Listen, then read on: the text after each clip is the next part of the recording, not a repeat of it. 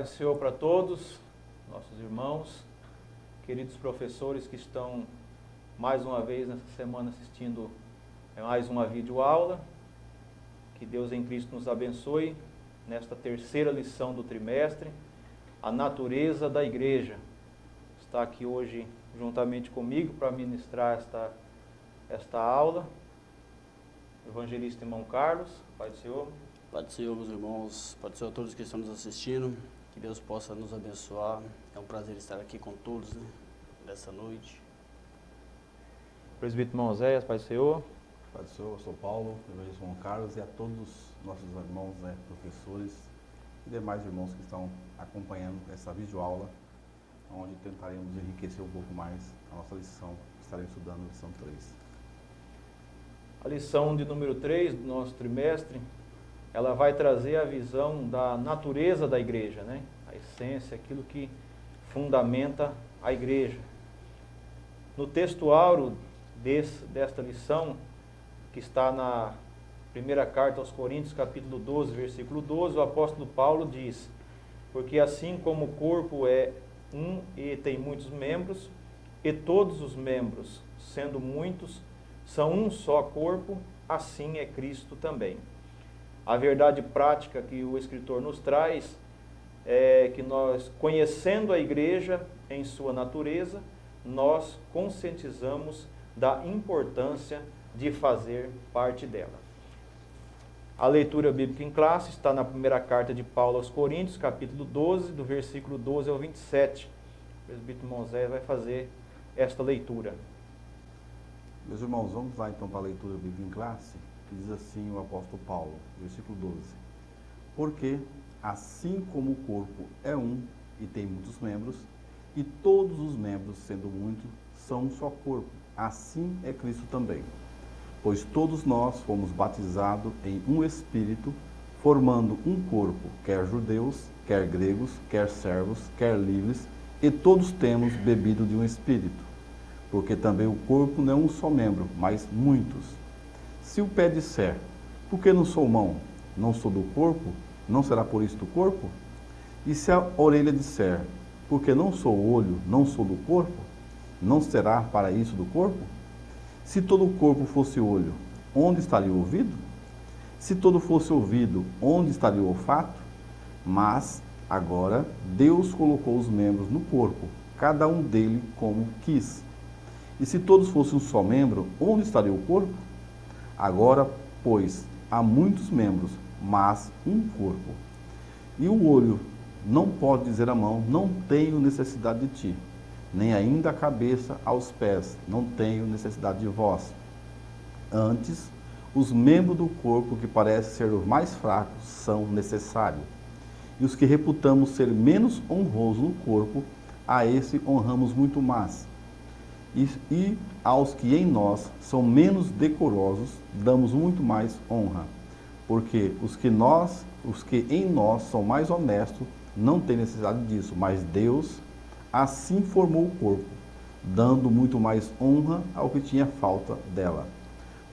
Para que não haja divisão no corpo, mas antes tenha os membros igual cuidado uns dos outros. De maneira que, se um membro padece, todos os membros padecem com ele. E se um membro é honrado, todos os membros se regozijam com ele. Ora, vós sois o corpo de Cristo e seus membros em particular. Amém. Amém. Evangelista irmão Carlos, fazendo a oração. Maravilhoso, eterno e soberano Deus, mais uma vez, Senhor, estamos aqui na Tua presença, louvando, exaltando, glorificando o Teu nome santo e poderoso. Pedimos ao Pai que o Senhor possa continuar abençoando a cada um, Senhor, a cada professor, a cada irmão, meu Pai, que ouve e que assiste, Senhor, essa live, que o Senhor possa abençoar grandiosamente, cobrir com a Tua graça maravilhosa e abrir o nosso entendimento, que o Teu Espírito Santo possa falar em nossos corações e nos instruir. Em nome de Jesus, Teu Filho amado, nós te pedimos. Amém. Amém. Então, meus queridos professores, iniciando aqui a introdução da lição, número 3, que fala sobre a natureza da igreja, o comentarista ele inicia trazendo para nós que nós devemos fazer uma análise dessa fundamentação da igreja e entender, é essencial que nós consigamos entender e passar isso para os nossos alunos durante a aula, o que é a essência da igreja, né? O que é essa fundamentação da igreja. Esse é o cerne da lição que vai nos trazer, e dentre essa essência que o escritor traz para nós aqui, que nós devemos trazer a visão dos alunos e conseguir passar isso, justamente é destacar que dentro dessa natureza ela é fundamentada na doutrina dos apóstolos, né? E regida pelo Espírito Santo e no sacrifício vicário de Jesus. Outro item é apresentar esses aspectos naturais visíveis, né? A igreja visível, e também existe uma igreja invisível, né? E o último ponto, que é um dos principais desta lição, natureza, que traz a natureza, que é fundamentada aqui nessa leitura bíblica, que é justamente a unidade da igreja. A igreja não pode haver divisões de forma nenhuma dentro dela. Então, por isso que o escritor, dentro da introdução, nos traz esta visão que nós devemos analisar a essência da igreja, e esses itens são os principais itens que fazem parte dessa essência da igreja. Tá? Então, nós vamos, já no ponto de número 1, nós vamos entender que a natureza da igreja, ela inicia-se com a sua dimensão confessional. O que seria isso, presbítero Oséias? Então, o autor da lição coloca a questão confessional, quer dizer, aquilo que identifica a minha confissão cristã. E na motivação que o autor coloca na lição, nós temos que compreender a exata dimensão da igreja, quer dizer, característica que identifica ela como sendo genuinamente cristã. Então, assim, a igreja tem marcas, tem características que vai identificar como cristã, e começa com a confissão de um só Senhor, um só Salvador, um só batismo, uma só fé, que visa essa unidade da igreja. Então, a confessional, quer dizer, confessa a Cristo como Senhor e Salvador da igreja. Então, assim, os alunos têm que compreender que tem característica que a igreja, que identifica ela como genuína cristã, quer dizer, a marca cristã da igreja tem as suas confissão, né? E o autor colocou algumas coisas aí, né? Que ela está fundamentada na palavra. Isso é uma coisa que é uma marca da igreja, que tá a sua doutrina, a sua confissão está fundamentada na palavra de Deus, que ela é habitada pelo Espírito. Então são marcas que quem faz parte da igreja tem que ter isso, como membro, né, tem que ter isso nele, que é identificar como sendo a sua confissão. Quando alguém vê a sua confissão, identificar que ele verdadeiramente é um cristão genuíno. Então, essa fundamentação aí confessional parte do princípio aí de que nós temos que entender a salvação em Cristo, né? O sacrifício vicário de Jesus, e dentro desse entendimento que a palavra de Deus nos traz, nós vamos entendendo aí que a palavra escrita, ela dá entendimento do que é a palavra Jesus, né? Em todos a sua dimensão. A segunda disposição que o escritor coloca para nós aí, como o presbítero Moisés já citou, é que a igreja, na sua essência, para ela ser verdadeira, ela tem que ser habitada pelo Espírito Santo.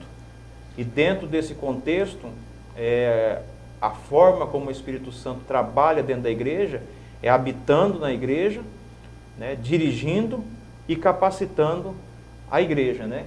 Como seria isso, evangelista irmão Carlos? Pois é, pastor Paulo. A natureza da igreja na sua dimensão aí, como os irmãos já têm mencionado, ela é habitada pelo Espírito Santo. Isso faz com que traz à igreja um encorajamento, uma força maior, né? A igreja é habitada pelo Espírito. Nós vemos aí que desde a inauguração da igreja, lá quando Cristo ele fundou a igreja na cruz do Calvário, podemos dizer assim, que no dia de Pentecoste, ele inaugurou, cumprindo a promessa maravilhosa que haveria de enviar o Consolador, e ele veio e habitou conosco, né? Que ele habita conosco hoje, né?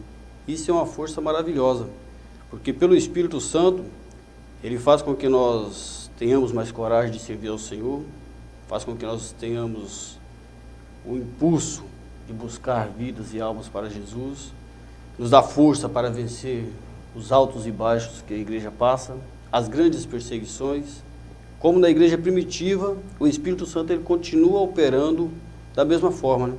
Na igreja primitiva, quanto mais os irmãos às vezes tinham perseguições, tribulações, muitas coisas que vinham sobre eles, era o Espírito Santo que estava habitando com eles, é que fazia com que eles tivessem vitória, tivessem força para vencer os aguilhões, vencer as chibatadas que foram muitas, como Paulo, Pedro e muitos outros que foram presos, e por nenhum momento negaram a fé em Cristo, né?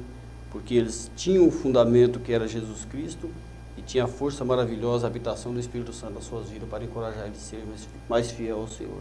Eu acho interessante, meu irmão Carlos, a palavra que o pastor da lição, o pastor José coloca aqui, que é o Espírito Santo é a força motriz da igreja.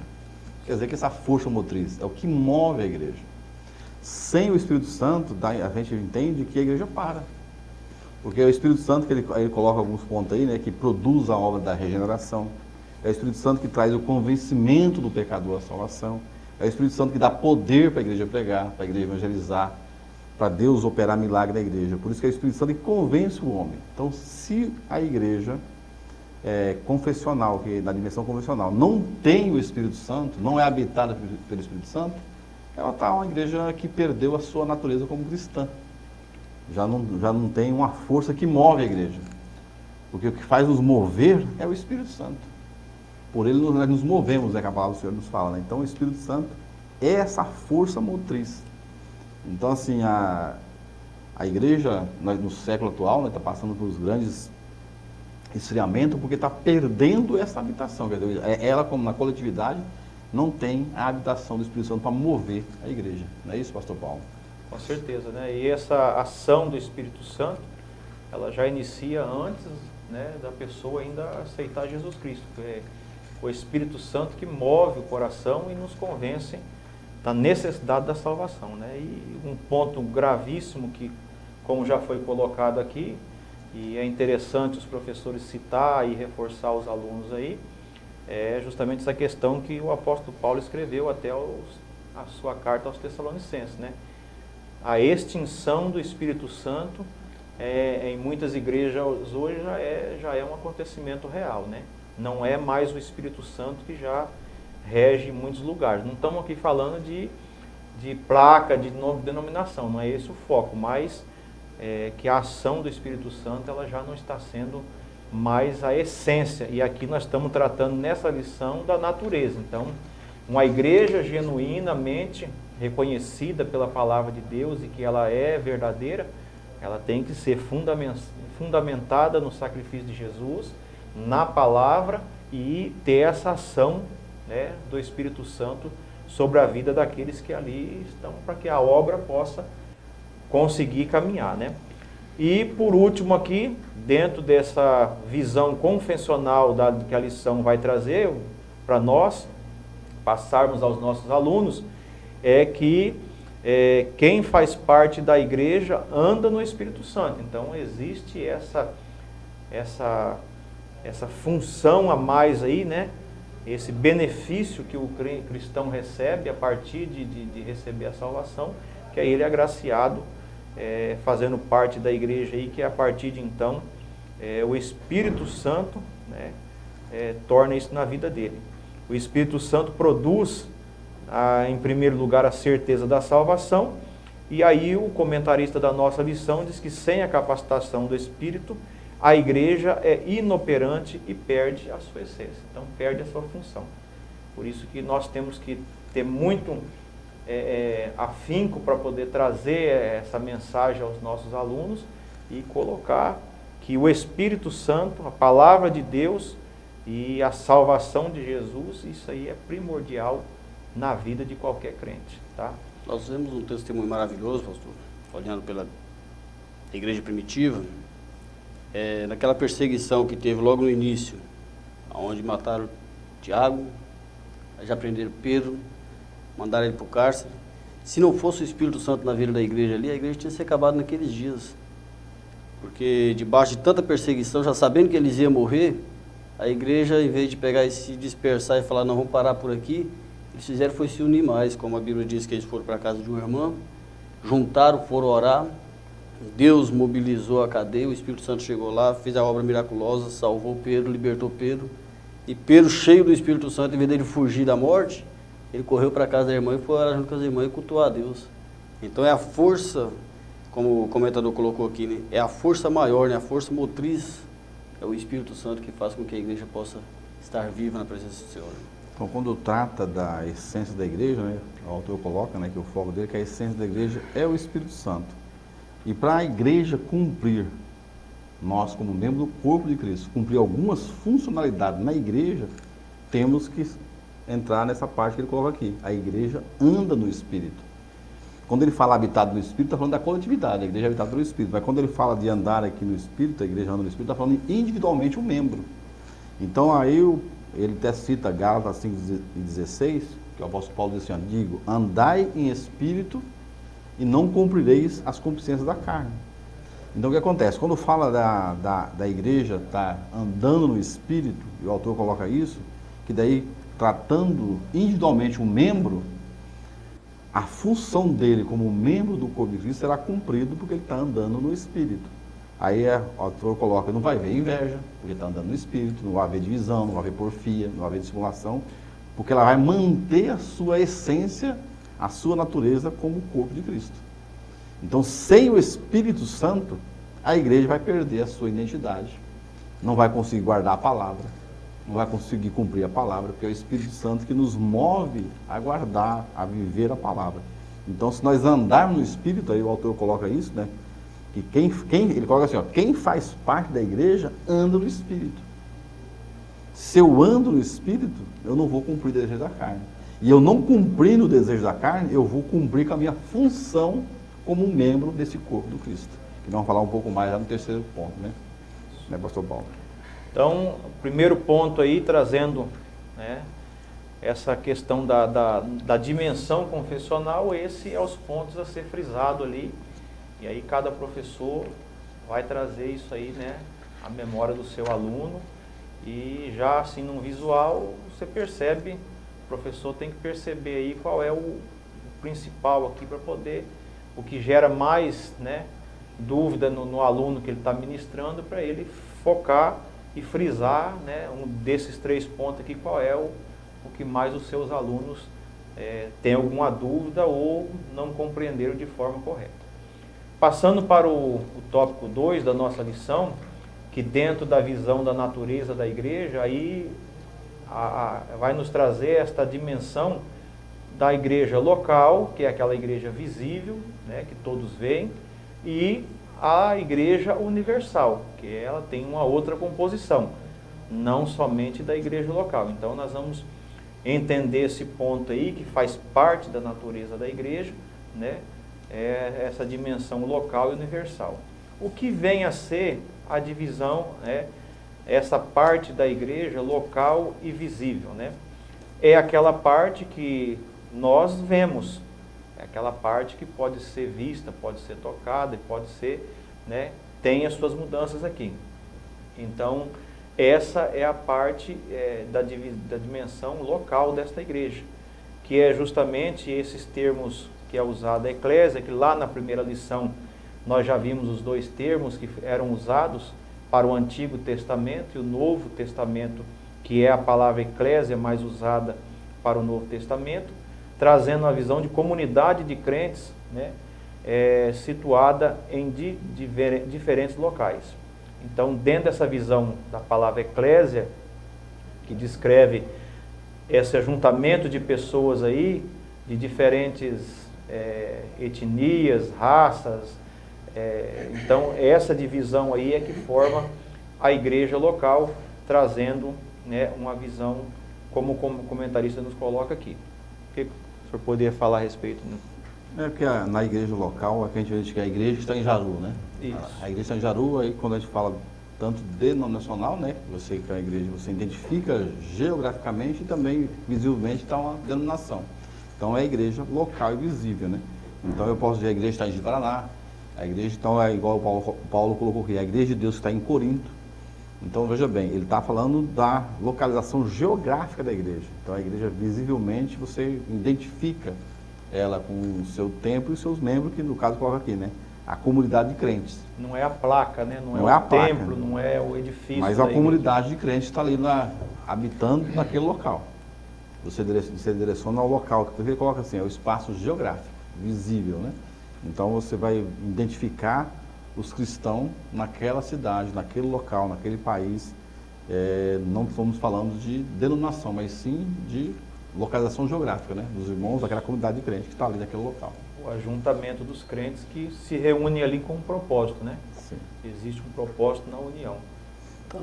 Tanto que Paulo mesmo, ele escreveu sobre isso, né, e teve uma grande preocupação com essas igrejas locais. Né?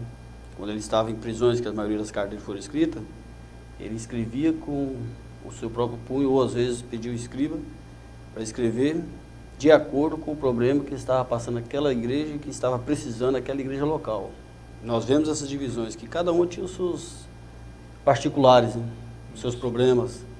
E Paulo, tratando-se da igreja local, ele tinha essa preocupação e escrevia, redigia umas cartas e enviava aos anjos da igreja para que eles cuidassem da igreja e tomassem conta daqueles problemas referindo-se a igrejas locais que Paulo dividia elas. Né? Isso é um ponto entrando aí no subtópico 2, que vai falar a respeito dessas particularidades, que fica bem visível nas cartas de Paulo e as demais cartas que estão ali escritas, que cada igreja tinha um problema, tinha seus membros diferentes e tinham as suas dificuldades a ser enfrentadas ali. As cartas de Paulo, quando Paulo corrigia a igreja de Gálatas, que estava lá, eles não eram o mesmo problema que a igreja de Éfeso enfrentou, nem a igreja estava em Tessalônica. Então, cada igreja dessa tinha uma particularidade, como o comentarista coloca aqui, para que nós possamos, de maneira assim, elucidar aos alunos essa questão, né?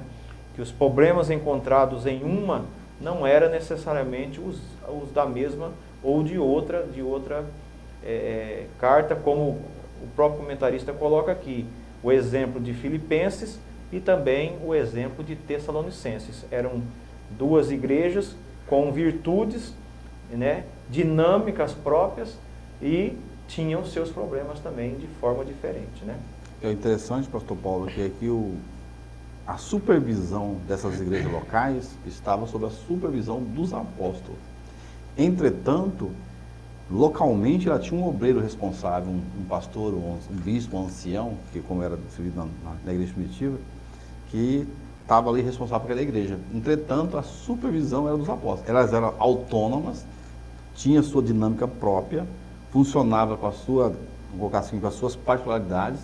Entretanto, ela estava sob vamos colocar assim, sob a supervisão, a orientação dos apóstolos, para corrigir problemas, para poder ver o que estava acontecendo, para ser elogiada, para ser orientada.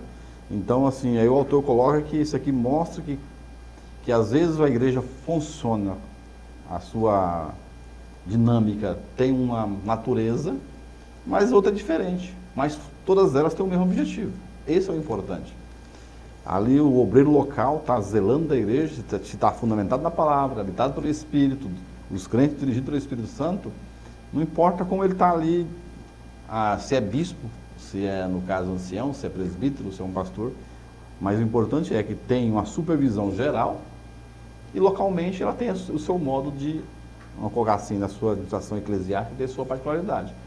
Mas o que mais interessante que eu acho aqui é o seguinte, que elas sempre estavam atentos na orientação que os apóstolos davam para essas igrejas.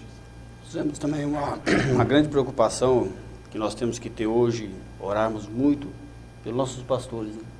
Porque como o comentarista da lição disse aqui, né?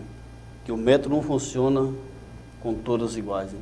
Às vezes, principalmente pastores presidentes que precisam às vezes de alguma mudança, ser transferido para algum outro determinado local, eles sofrem porque às vezes ele está numa igreja que está tudo mil maravilha. Ele tem aquela dinâmica de trabalho, ele tem aquele jeito de trabalhar com os irmãos, e quando ele pega uma nova igreja, é tudo diferente.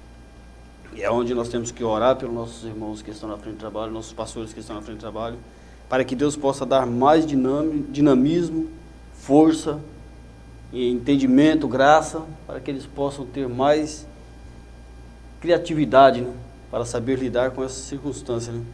Que não é sempre, por se tratar de seres humanos, por se tratar de homens aqui na Terra ainda, sempre tem os seus problemas individual diferente dos outros. Não é todos iguais. E quando trata-se dos problemas que encontramos, né, o pastor Paulo colocou aqui, Tessalônica, que o autor colocou Filipenses e Tessalônica. Você pega a igreja que estava em Corinto, parecia uma igreja maravilhosa, tinha todos os dons, mas ela tinha seus problemas também de pecado, não era perfeita. Então veja bem, alguém às vezes que quer ter uma igreja perfeita. Não existe uma igreja perfeita, perfeita é Cristo. Agora nós temos que nos esforçarmos para ter o aperfeiçoamento de Cristo em nós, né? Para cada dia a gente melhorar. Então assim, por isso que há necessidade dessa supervisão, da orientação, da palavra, para que haja um aperfeiçoamento da igreja. Mas cada igreja tem seus problemas, tem as suas virtudes e tem as suas particularidades, né? Aqui é o foco aqui, a particularidade local de uma igreja. E aí nós, dentro desse aspecto aí, dessas particularidades, é que justamente nós vamos conhecer a igreja visível e local. Sim. Ela vai ser conhecida justamente pelas suas particularidades. Existe igreja, dentro desse contexto aqui, que ela era mais missionária. Tinha outras igrejas que já não. Tinha igreja que era mais espirituais. Tinha igreja que o amor estava faltando. Então, essas particularidades que davam a visão da necessidade nas áreas que faltavam. Por isso que o apóstolo Paulo e os outros escritores das cartas, né, quando escreviam essas igrejas, eles percebiam o que faltava e através da instrução do Espírito Santo e fundamentado na palavra, eles entravam com um antídoto, né, com a correção, para poder, como foi citado aqui a carta aos Coríntios, era uma igreja que tinha vários dons, né? Era muito abençoada nessa questão dos dons. Só que existiam alguns erros gravíssimos que o apóstolo Paulo, através dessa, justamente por isso que é necessária a natureza da igreja, ela tem a essência do Espírito Santo, através da ação do Espírito Santo e fundamentado na palavra, o apóstolo Paulo foi corrigindo esses desvios, esses erros, né, dentro da igreja local e levando essa igreja ao próximo ponto, que é o subtópico 3 aqui, que vai fazer com que a igreja local ela vá cada dia mais se inserindo nesse contexto dessa igreja invisível e universal, né? Que ela sai daí um pouco diferente da igreja local. Um dos fundamentos dela é que a igreja universal e invisível ela é formada por todos os cristãos regenerados que estão em todos os lugares por aqueles que já estão também na glória. Então, independente das particularidades da igreja local e visível, todos compõem essa igreja, né, invisível e essa igreja universal nesse contexto. Não é isso? Sim, eu acho interessante que ele colocou aqui, continuando aí na lição, não está limitado só à dimensão terrena. Isso. Então a igreja universal e invisível, vamos colocar assim, são todos os salvos dentro dessas, no caso ele coloca assim, denominações. Ele falou assim, ó, a igreja local, você identifica ela. Ele está no espaço geográfico, às vezes é no caso denominacional. Quando fala da igreja universal e invisível, aí só há uma igreja. Então, assim, essa igreja universal e invisível, ela é composta por todos os salvos em todos os tempos. Essa é a igreja de Cristo invisível. Então, ele até coloca assim, pode até haver várias denominações, várias igrejas, mas, que é no caso do templo, somente há uma igreja universal e invisível, que é composta por salvos. Eu até lembro que, de vez em quando, eu friso os meus alunos que, quando eu era solteiro ainda, eu ouvi, né, uma mensagem do pastor Idecásio Takayama falando assim, que Jesus Cristo vem buscar a igreja das igrejas. A mensagem dele, o tema era essa, Jesus vem buscar a igreja das igrejas. Então, Jesus vai buscar o quê? A igreja universal e invisível, composta por salvos das igrejas, dos templos, denominações. Essa é única e é invisível. Essa igreja universal aí, ela foi fundamentada lá na cruz do Calvário, quando Jesus morreu, e ela foi expandida pelo mundo, né? só de nós olharmos aí o tema central da Bíblia Sagrada, João 3,16, que Deus amou o mundo de tal maneira que deu seu Filho unigênito, quando Jesus morreu, ele abriu o braço e abraçou o mundo todo se ele quisesse ser salvo. Então a Igreja Universal ela poderia ser composta pelo mundo todo, se o mundo todo se convertesse e abraçasse a Cristo como Salvador, né? Reconhecesse a Jesus como seu único e suficiente Salvador. Então essa Igreja Universal está englobada dentro disso. Eu acho interessante, senhor Carlos, dentro dessa questão aí, que o pastor da lição coloca, uma palavra até pesada aqui nesse tópico, ele coloca assim que há grupos que se denominam, né, ou auto se denominam igrejas, contudo, baseado em Apocalipse 3,9, é sinagoga de Satanás. Então, nem todo grupo que se diz cristão pode ser visto como fazendo parte da igreja cristã. Por isso que a gente começou trazendo, na parte confessional, algumas características que é a igreja verdadeira, a igreja cristã. Está fundamentada na palavra, reconheceu a Cristo como Senhor e Salvador, tem o Espírito Santo na sua vida, é dirigido ao Espírito Santo, ele anda no Espírito. Então, essa pode dizer que é a igreja cristã. Então, se ela não tem essas características, então ela perdeu sua identidade. Aí o apóstolo João, lá em Apocalipse 3,9, falando quando Jesus escreve para aquelas 7 igrejas da Ásia, né? Ele identifica aqui em Apocalipse 3,9, que ali havia uma igreja, que se dizia igreja, mas era sinagoga de Satanás. E quando nós vemos também, presbítero José, que muitos que querem pregar Jesus numa placa de igreja, numa denominação, eles não conseguem ir muito longe. As igrejas, as denominações deles acabam se frustrando, os membros acabam se frustrando e acaba acabando. Não vai muito adiante. Por quê? Porque Jesus ele veio para a humanidade, para formar essa igreja universal, para levar, como nós vemos aí na imagem de lições, na lição passada, falando sobre a imagem da noiva do Cordeiro, que seria uma igreja universal. Não é restrita simplesmente entre uma igreja de 4 paredes, como nós aprendemos aqui a diferença aqui da igreja setorial, ou a igreja, podemos dizer assim, a igreja que é particular, né? Como tendo a sua placa de igreja de denominação. Né? O pastor Paulo está grifou nesse finalzinho, né, pastor Paulo? Isso. Então, o comentarista aqui termina encerrando esse subtópico 3 aqui da Igreja Universal, que ele coloca aqui que a igreja ou uma denominação é cristã, né, reconhecida, justamente por causa da sua fidelidade a Cristo e às Escrituras Sagradas. O próprio Jesus, ele disse lá, né, que haverá um tempo, nesse contexto que diz, muitas igrejas hoje não têm essa fundamentação que nós estamos vendo aqui, e diz que estão servindo a Cristo, né?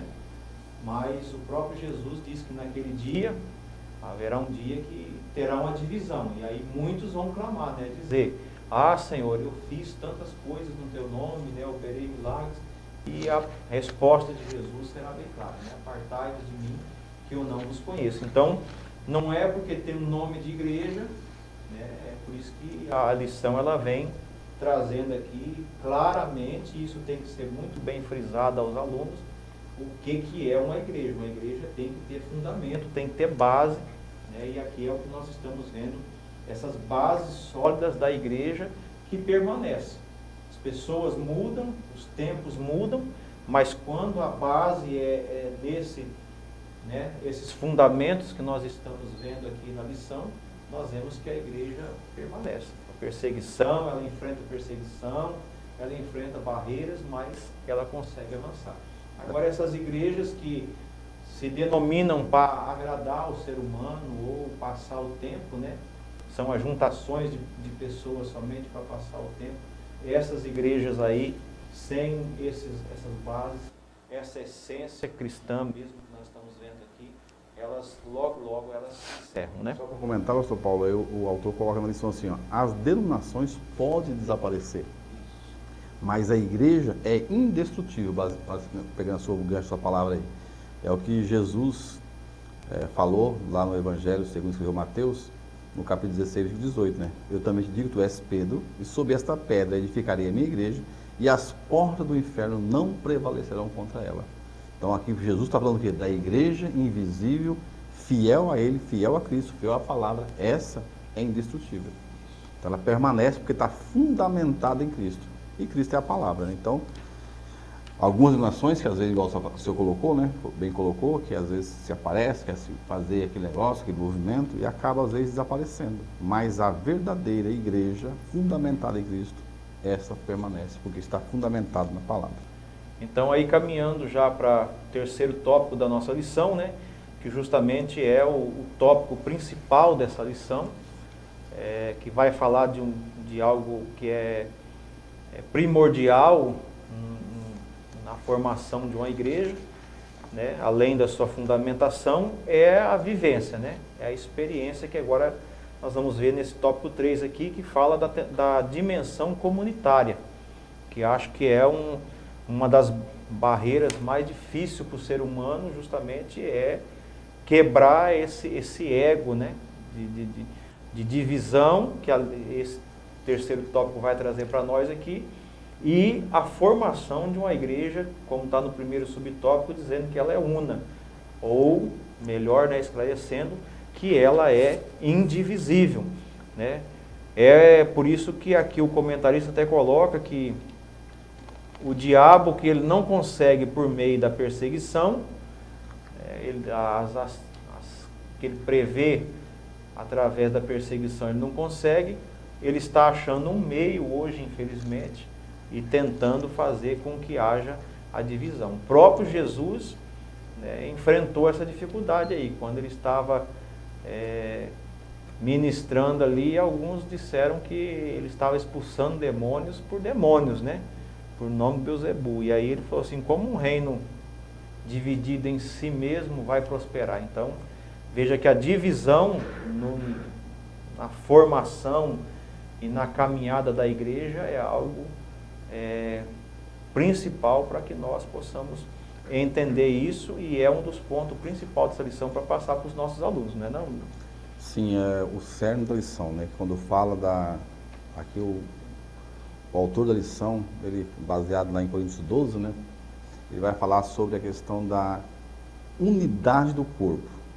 Então ele pega um exemplo visível, né, para os leitores compreender que o corpo você vê e vai entender. Então ele usou uma linguagem figurada, que assim como o corpo tem vários membros e cada membro tem sua função e não são iguais, então assim, tem as suas particularidades, cada membro do corpo. Então quando ele fala aqui que ela é indivisível, porque ele está mostrando para a igreja que o corpo da gente não funciona sem uma parte. Por isso que ele fala assim, a mão não pode dizer para a cabeça ou para os pés, eu não tenho necessidade de ti. Por exemplo, se você tira o braço, você vai levar junto a mão, os dedos, as unhas, entendeu? E todo o corpo vai ser prejudicado. Então, quando fala que ela é indivisível, Paulo está falando assim, que assim como o corpo da gente não funciona sem um membro, quer dizer, todos os membros são necessários para funcionar esse corpo, assim é a igreja. Então, a igreja tem vários membros, e cada membro do corpo de Cristo tem a sua funcionalidade. E ela só vai funcionar se estiver em harmonia. Então, Paulo está ensinando que o corpo, para funcionar, cada membro tem que entender a sua função, cada membro tem que compreender que ele depende um do outro para funcionar. Ele tem que entender que não tem como haver divisão, por isso fala indivisível. E mais ainda, que eu acho interessante, quando o Paulo fala sobre essa questão, ele fala assim, ninguém pode questionar a sua função no corpo. Então, se é a mão, foi Deus que fez. Por isso que ele coloca no versículo 18. Deus colocou cada membro do corpo, cada um como ele quis. Vai questionar Deus? E cada um com a sua função, né, Moisés, como o senhor disse aí. E isso não quer dizer que um menospreza o outro. Cada um tem a sua função e o corpo precisa. E uma coisa que me chama muita atenção também sobre isso, voltamos também pelo amor, né? Porque, como o senhor disse, o ser humano em si, só se ele estiver meio fraco da mente para poder pegar um facão e cortar o seu braço fora. Em si ele não consegue fazer isso, porque ele precisa da sua mão, ele vai saber a dor que está trazendo para ele, vai saber a falta que vai fazer a mão dele. Então o corpo de Cristo, ele tem que ter também um amor maravilhoso, sempre sabendo que ele depende, que ele precisa do outro. Tem um chavão até que pessoas gostam de dizer, que o olho começou a enfraquecer, né? Aí nós já estamos na meia de idade, coloca o óculos, né? Aí o nariz falou bem assim, O olho falou pro nariz, posso colocar alguma coisa em cima e você poder ver? Ele falou, não tem nada a ver com você. Aí mais adiante ele tropeçou e caiu e ralou o nariz. Ele falou, mas você não está enxergando? Ele falou, você não quis me ajudar. Então a união é isso, né? É um ajudando o outro, é um tendo amor com o outro. Um sabendo a necessidade que o outro tem que ter para se formar um corpo uno, né? Uma igreja una, né? Por isso que o autor coloca, o apóstolo Paulo, no versículo 21 do capítulo 12, a parte final, ele fala assim, ó, antes os membros do corpo, que parecem ser mais fracos, são necessários. Então, assim, o professor, eu entendo isso, tem que colocar isso para os alunos compreender a sua importância, cada aluno individualmente, a sua importância no reino de Deus como membro do corpo de Cristo. Eu até falei na aula do dia 18, né, falei que as pessoas às vezes falam assim, eu sou membro de banco na igreja, já serve para mim. Não existe membro de banco. Nós somos membro do corpo de Cristo. E nós temos que entender que nós temos uma suma importância. E Paulo fala, se um membro está padecendo, todos os demais padecem. E tem muitas pessoas que não compreendeu isso. E aí até colocou aqui, né? Ó, devemos evitar na lição, a qualquer custo, a todo custo, o partidarismo. Aí volta para a igreja de Corinto, né? Tinha os membros, mas tinha partidarismo. Nós vemos também aqui, irmãos, que o diabo, como o comentador disse, o diabo ele não consegue contra a igreja por meio de perseguição. A igreja perseguida no Novo Testamento, ela foi expandir. A igreja perseguida hoje, ela faz com que o ser humano volta mais para o Senhor, dependência de Deus, buscar mais ao Senhor. Então isso aí não faz com que a igreja se disperse.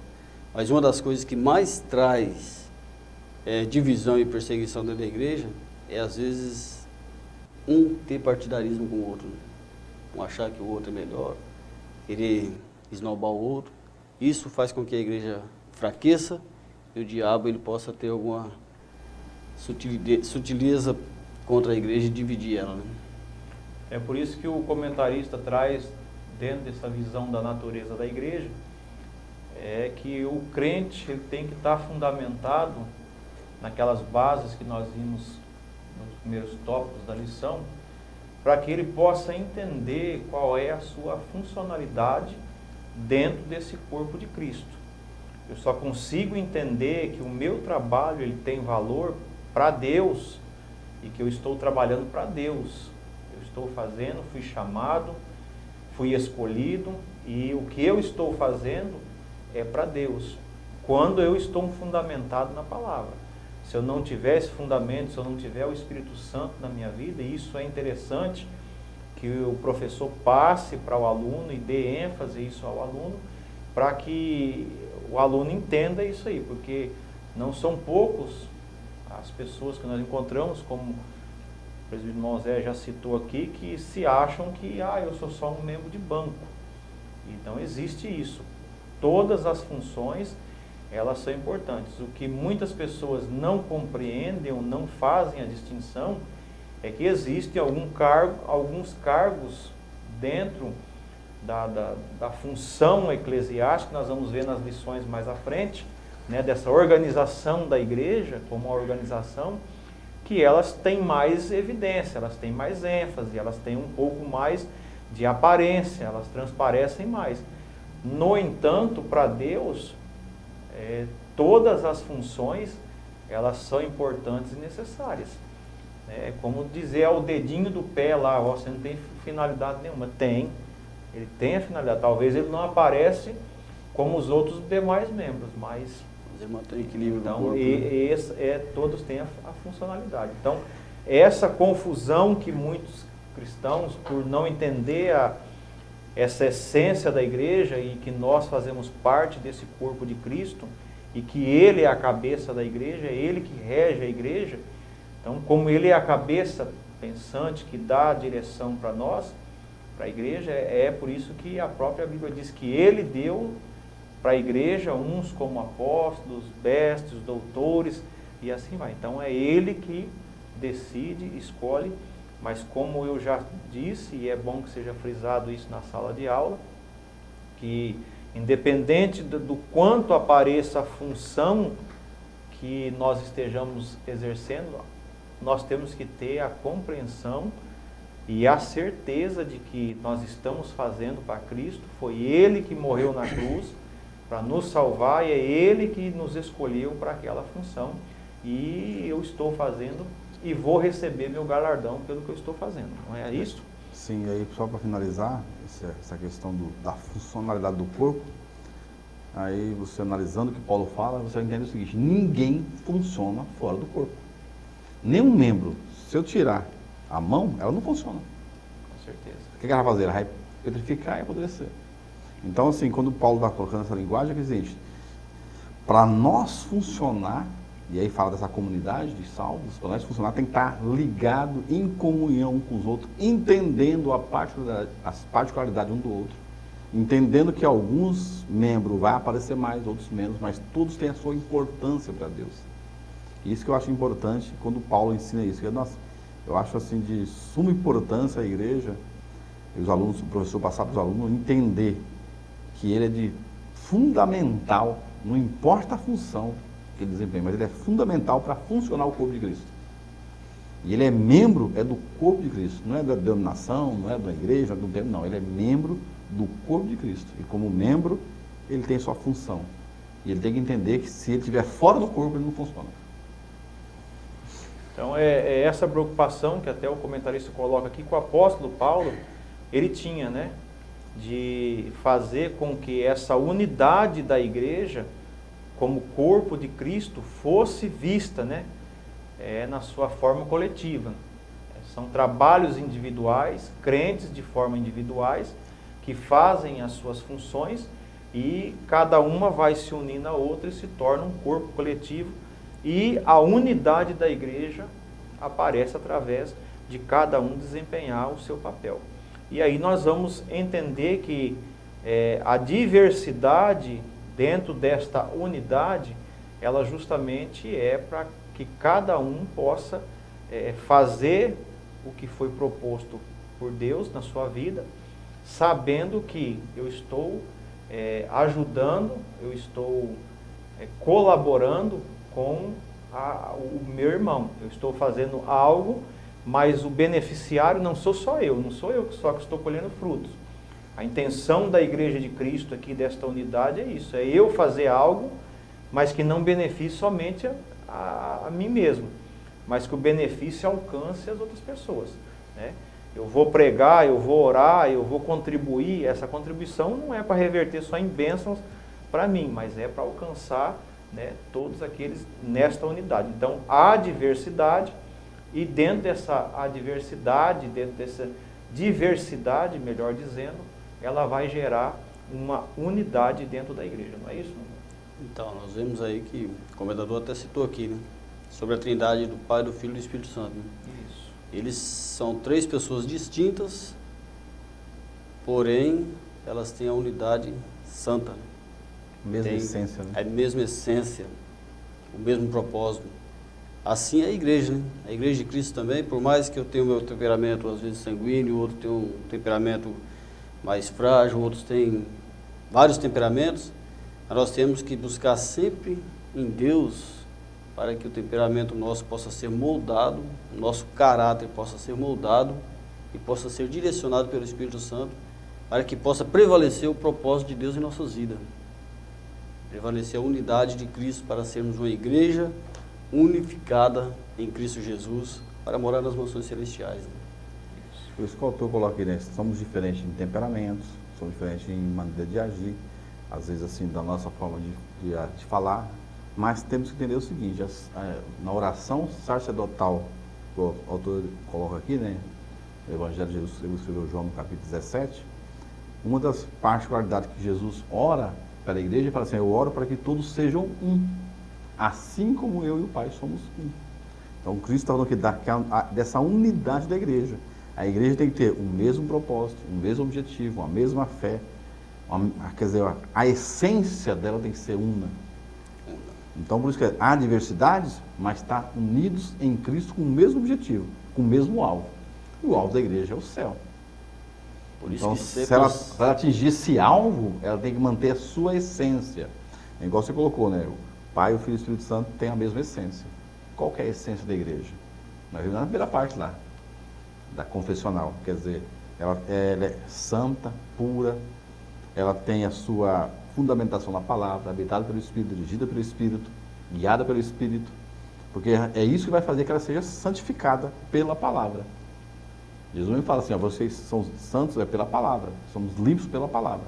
Então, para a igreja tem, igual falando dos membros, como o Corpo disse, né, pastor Paulo, tem vários membros, quer dizer, tudo diferente um do outro, mas tem um só propósito, tem uma só essência, que quando alguém olhar, vai identificar que aquele ali é um verdadeiro discípulo de Cristo, é um verdadeiro cristão, uma pessoa que tem um objetivo que é o quê? O céu. Isso, presbítero Moisés, faz com que nós voltamos um pouquinho aqui e vemos a necessidade de termos o Espírito Santo regendo a igreja. Porque quando o Espírito Santo rege a igreja, ele, como nós dissemos aqui, é aquele que nos confessa, que faz com que nós nos confessamos diante de Deus, é aquele que nos ajuda, às vezes, quando o nosso ego, o nosso temperamento quer prevalecer, aí ele fala no nosso subconsciente, ó, você está errado, você não pode ser dessa forma, você tem que ser mudado. O cristão autêntico não pode ser desse jeito. Então é onde entra o Espírito Santo para nos ajudar e reconhecermos que a nossa natureza não pode prevalecer e temos que ter a unificação em Cristo Jesus para que seja tudo para a honra e a glória do nome santo de Jesus. Então nós vemos aí, meus irmãos, que ao professor cabe frisar bem esses pontos aos alunos, né?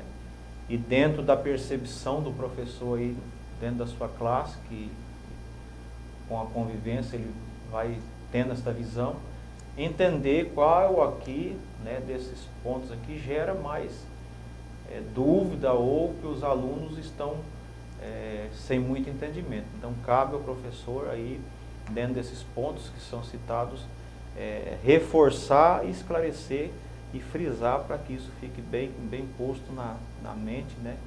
E esta visão de unidade da igreja que é muito importante nos dias que nós estamos vivendo, tempos do fim, tempos de apostasia, tempo de dificuldades, tempos que naturalmente, como nós já vimos aqui na lição, o inimigo vai tentar dividir a igreja de todas as formas.